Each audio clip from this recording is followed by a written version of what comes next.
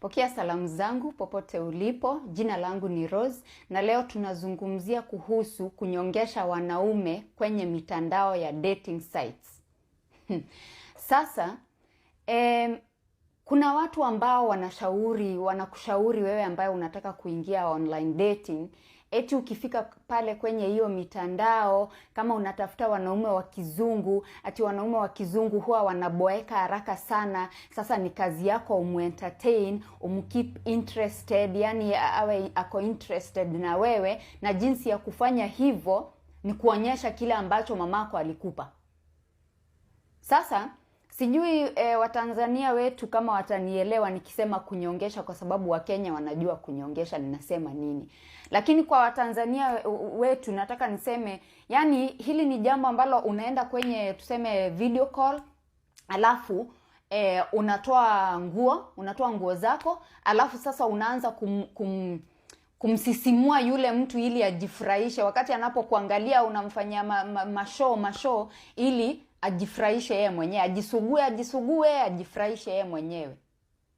I hope sasa umenielewa. Sasa kuna jambo nataka uelewe.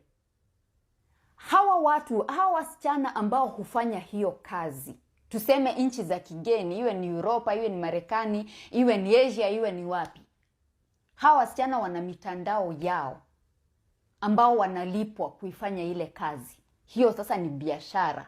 Hiyo huwa ni biashara. Wako na tuseme wako na program, wanasema haya, nikikufanyia hivi, nikikuonyesha hiki, nikikuonyesha upande wa juu, dola zitakuja dola hizi. Nikikuonyesha wapi, yani wako na tuseme nitasemaje, wako na vile wamejipanga na bei zao kwa kila service ambayo wanapeana. Nyinyi hapa mnasema eti mnaingia kwa dating site, eti mnaenda kunyongesha wazungu ili wazungu waje wabadilishie maisha yenu.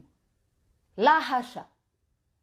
Kama mtu anataka anyongeshwa, kama unataka kufanya hiyo biashara. Kuna msichana alinitumia message akaniambia ati alipata mzungu na mzungu akamtuma kwa soko aende akatafute cucumber aje amu-entertain. Sasa wafanye hayo mambo wakiwa kwa video call. Na ujue mzungu anarecord, wengine pia wanarekodi, wanaenda kuuza hizo video, wanatengeneza pesa. Wewe unasema ati unamsisimua ili akuje haraka, akuje Kenya aje akubadilishia maisha, akununulie mashamba, sijui akununulie magari. Wacheni kunyongesha watu wa dating sites. Kuna mwanamke hapa alisema, mimi nilinyongesha mume wangu. Usipomnyongesha atanyongeshwa na nani? Aende alipe. Kuna strip clubs huko kwao, aende alipe, aende akanyongeshwa. Unless wewe unataka kufanya hiyo biashara for free, uwe unakuja hapa kwa dating na unajua